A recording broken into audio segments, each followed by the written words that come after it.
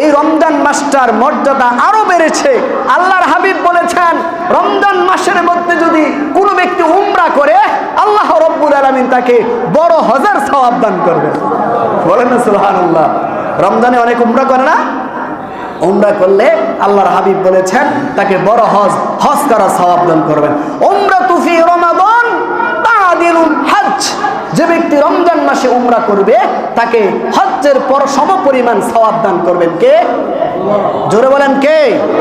অপর একটি হাদিসের মধ্যে আসছে, ফাইন্না উমরাতান ফি রমাদান। যে ব্যক্তি রমজান মাসের মধ্যে উমরা করবে, আল্লাহর হাবিব বলেন তাকে হজের সওয়াব দান করবেন, অথবা সে আমার সাথে হজ করলো। বলেন না সুবহানাল্লাহ। আল্লাহর হাবিবের সাথে হজ করা কত মর্যাদা না? অনেক মর্যাদা, অনেক মর্যাদা। এই জন্য রমজান মাসটি গুরুত্বপূর্ণ হওয়ার আরেকটি কারণ হচ্ছে এই রমজান মাসের মধ্যে দোয়া কবুল হয়ে যায়। তারপরে সর্বশেষ পয়েন্ট হচ্ছে এই রমজান মাসটাকে আল্লাহ রাব্বুল আলামিন এত মর্যাদা দিয়েছেন, অন্যতম একটি রাত্র, যে রাত্রটি হচ্ছে লাইলাতুল কদর। বলেন না সুবহানাল্লাহ। লাইলাতুল খায়রুম মিন আলফি শাহর। এটা এমন একটি রাত্র যেই রাত্রটি হচ্ছে হাজার মাসের চেয়ে উত্তম। বলেন না সুবহানাল্লাহ। তা লাইলাতুল কদর কি রমজান মাসের মধ্যে না?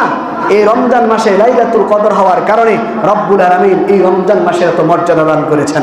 আল্লাহ রব্বুল আলামিন আমাদেরকে এই রমজান মাসে বেশি বেশি করে আমল করার তৌফিক দান করুক। সবাই বলি আমিন।